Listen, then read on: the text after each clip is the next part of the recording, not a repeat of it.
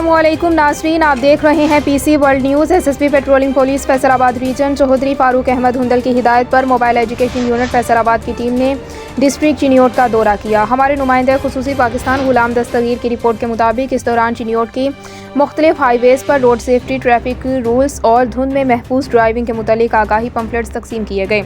सुस्त रफ्तार गाड़ियों के ऊपर रिफ्लेक्टर्स भी लगाए ताकि धुंध के बाइस हादसात से बचा जा सके। मोबाइल एजुकेशन यूनिट की टीम ने चनैट के मुख्तलिफ बैंक्स और पेट्रोल पंप्स का भी दौरा किया। इस दौरान उन्होंने मैनेजर साहबान को कोरोना SOPs और ट्रैफिक कवानीन पर अमल दरामद करने की हिदायत की।